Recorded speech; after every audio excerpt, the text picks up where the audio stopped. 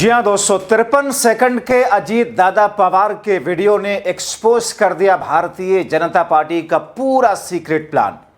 भौचक्की रह गई खुद सुनेत्रा पवार। स्वागत है आप सभी का। आप देख रहे हैं द राजनीति का विशेष सेगमेंट खबर और विश्लेषण। मैं हूं जब्बार खान। दोस्तों, आखिर अजीत दादा पवार के देहांत के इतने दिनों के बाद वो कौन सा वीडियो सामने आया जिसने भारतीय जनता पार्टी की सारी प्लानिंग सुनेत्रा पवार के सामने लाकर रख दी और सुनेत्रा पवार देखकर अचंभित हो गई। आखिर उस वीडियो के सामने आने के बाद और स्थितियां समझने के बाद क्या सुनेत्रा पवार को अब यह लग रहा है कि बीजेपी से उन्हें सावधान रहने की जरूरत है? क्या सुनेत्रा पवार को अब ये सोचने लगी कि भारतीय जनता पार्टी ने जो कुछ किया है और कराया है, दरअसल वो अजीत दादा पवार के लिए एक झटके की तरह या उनके लिए एक अपमान जैसा है? आखिर उस 53 सेकंड के अजीत दादा पवार के वीडियो में है क्या दोस्तों, विस्तार से आपको बताते हैं। दोस्तों, सबसे पहले मैं आपको बताऊं आज के शो में कि द इंडियन एक्सप्रेस ग्रुप का एक मराठी अखबार है लोकसत्ता। उस मराठी अखबार को, हालांकि मैं मराठी भाषा का ज्यादा ज्ञानी हूं नहीं, कुछ शब्दों के बारे में सिर्फ मुझे जानकारी है। दोस्तों, मराठी भाषा का वो अखबार द इंडियन एक्सप्रेस ग्रुप का लोकसत्ता जब मेरी नजरों के सामने पड़ा, उसकी एक खबर ने मेरे दिलो दिमाग को झकझोर दिया। दोस्तों, इस अखबार ने जो हेडलाइन बनाई है और फ्रंट पेज पर जो एडिटोरियल छापा है, उसने सुनेत्रा पवार को माध्यम बनाकर मोदी, शाह और फडणवीस की पोल खोल दी है। दोस्तों, लोकसत्ता अखबार ने, मराठी अखबार ने क्या लिखा है, इस अखबार की हेडलाइन है और उस हेडलाइन के बगल में जो एडिटोरियली उसने लिखा है, अखबार ने लिखा, सुनेत्रा ताई तुम्ही चुकलात। मराठी भाषा की ये 3 शब्द हैं, मतलब सुनेत्रा ताई आपने बड़ी गलती कर दी। अब दोस्तों, सुनेत्रा ताई ने वो कौन सी गलती की है? दोस्तों, आप देख रहे हैं, आप जान रहे हैं, 28 जनवरी को अजीत दादा पवार का देहांत उस प्लेन क्रैश में अचानक होता है, जिस पर जांच की मांग लगातार की जा रही है, जिसकी जांच होनी भी चाहिए। वो जांच नहीं जिस जांच के जरिए से कुछ चीजें सामने आएंगी।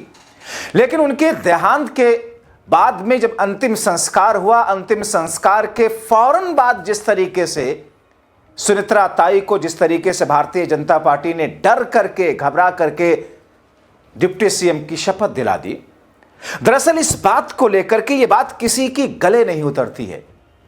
आप देखें दोस्तों, हिंदू धर्म में देहांत से लेकर 13 दिनों तक, इस बीच के इस कार्यकाल को सूतक कहते हैं और इस बीच में कोई भी ऐसा काम नहीं किया जाता है, यानी कि एक तरीके से शोक के ये दिन होते हैं। महाराष्ट्र में खुद 3 दिन का शोक घोषित किया गया था, लेकिन 48 घंटों में महज अजीत दादा पवार के अंतिम संस्कार के फौरन सुनेत्रा ताई को शपथ दिला दी। प्रधानमंत्री मोदी ने उस पर ट्वीट करके बधाई दी कि आप बिना रुके, बिना थके महाराष्ट्र के लोगों के लिए काम करते जाएं, हम ऐसी मनोकामना करते हैं। यानी कि अजीत दादा पवार को साइडलाइन करके सब कुछ महाराष्ट्र की राजनीति। अब आप सोचिए दोस्तों, डिप्टी सीएम, उप मुख्यमंत्री, जैसा कि मैं पहले बता चुका हूं कि उप मुख्यमंत्री कोई संवैधानिक पद नहीं है, कोई कॉन्स्टिट्यूशनल बॉडी नहीं है। लेकिन दोस्तों, वो वीडियो कौन सा है अजीत पवार, पहले वो मैं आपको बता दूं। दोस्तों, अजीत पवार का ये वीडियो आप देखिए मराठी भाषा में, लेकिन इसका ट्रांसलेशन भी आपको बताता हूं। मला तर पहिला राग एवढा आला की आम्ही त्यांना भेटायला गेलो। मला वाटतं दुसऱ्या दिवशी जयंतराव गेले।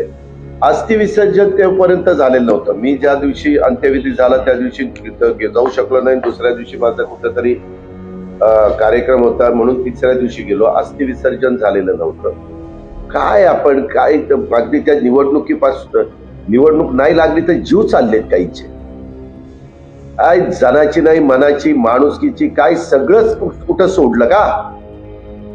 तुमच्या आमच्या घरामध्ये जर अशा प्रकारची दुःखद घटना घडली तर माणूस 13-14 दिवस गप्प बसतो। महिनाभर गप्प बसला म्हणून बिघडलं कुठं? सारखं कोण कुठं काय करणार, कोण उमेदवार देणार, कोण काय करणार, कोण आताच भावी खासदार म्हणून तिथं पोस्टर लावायला लागले। अरे कुठं गुडघ्याला बायशिंग बांधून निघाला। दोस्तों, अजीत दादा पवार दरअसल गिरीश बापट पुणे के एक सांसद थे, जिनकी अजीत दादा पवार से काफी अच्छी दोस्ती थी। पुणे में अजीत दादा पवार वहां के पालकी मंत्री थे और जब गिरीश बापट का देहांत हो जाता है बतौर सांसद, तो उसके बाद में जब जाते हैं वहां 1 से 2 दिन के बाद, तो फिर अचानक वहां कुछ लोग आते हैं जो कहते हैं कि इनके बाद में अब सांसदी का चुनाव कौन लड़ेगा, कौन बनेगा सांसद। अजीत दादा पवार भड़क जाते हैं और वही वीडियो है मराठी भाषा में, उसमें वो कह रहे हैं जरा भी शर्म नाम की चीज नहीं है। अभी किसी का देहांत हुआ है, उसके घर में शोक है, और आप उनकी जगह पर कौन बनेगा सांसद, कौन चुनाव लड़ेगा, इस किस्म की बात करते हुए जरा सी शर्म नहीं आती दोस्तों।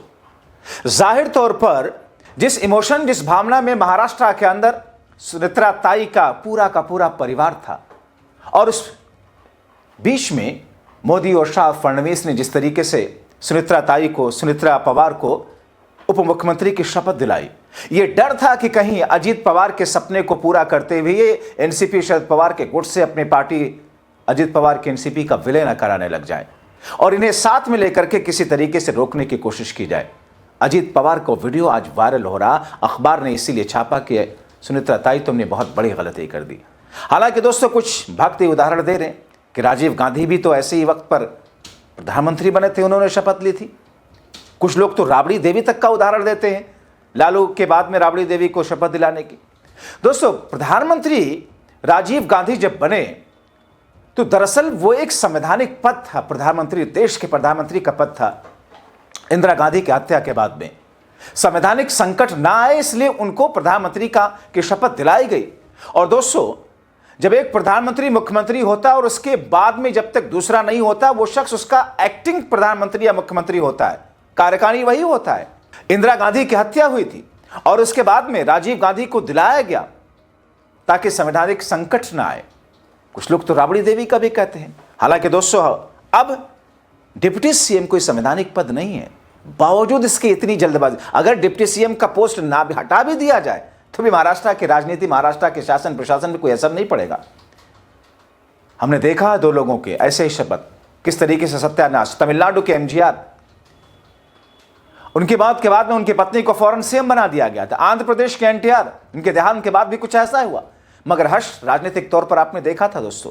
तो एक ऐसी स्थिति, जिस स्थिति को लेकर के लोग चर्चा कर रहे हैं, मैंने पहले भी आपको बताया था कि आखिर इतनी जल्दी क्यों है भारतीय जनता पार्टी को कि वो सुनेत्रा ताई को हर हाल में फौरन ही, अभी अंतिम संस्कार हुआ ही, अभी अस्थियों का विसर्जन हो रहा है, अभी उन राख की खुशबू और उसकी आहट अजीत पवार के जो परिवार के लोग थे उनको महसूस ही हो रही थी, हर पल उनके कानों में आवाज गूंज रही थी। वो मंजर अभी निकला भी नहीं था कि भारतीय जनता पार्टी ने, मोदी, शाह और फडणवीस ने उनको मजबूर करके उनको शपथ दिला दिया। क्या देवेंद्र फडणवीस, क्या शरद पवार के साथ में सुनेत्रा पवार के भी जाने का मामला बिल्कुल तय हो गया था, जिस बात की जानकारी भारतीय जनता पार्टी को लगी थी? आखिर ऐसा क्यों हुआ था? आखिर ऐसा करने की जरूरत क्यों थी? क्योंकि अंतिम इच्छा क्या थी अजीत पवार की? यही कि दोनों पार्टी और परिवार का विलय हो जाए, बेहतर हो जाए रिश्ते, पारिवारिक तौर पर हो और राजनीतिक तौर पर दोनों पार्टियों का विलय हो जाए। और उनकी अंतिम इच्छा ही पूरे करना किसी भी पति की, किसी भी शख्स की, उसके बचे हुए लोगों की के लिए एक तरीके से कर्तव्य के तौर पर होता है। और इसी बात से भारतीय जनता पार्टी घबराई हुई थी, मोदी और शाह घबराए हुए थे, इसीलिए उन्होंने जल्दबाजी में इतना जल्दबाजी करा करके शपथ दिला दी। अखबार ने लिखा इंडियन एक्सप्रेस के कि तुमने गलती कर दी सुनेत्रा ताई। आप क्या सोचते हैं? अपनी राय कमेंट बॉक्स में जरूर लिखें।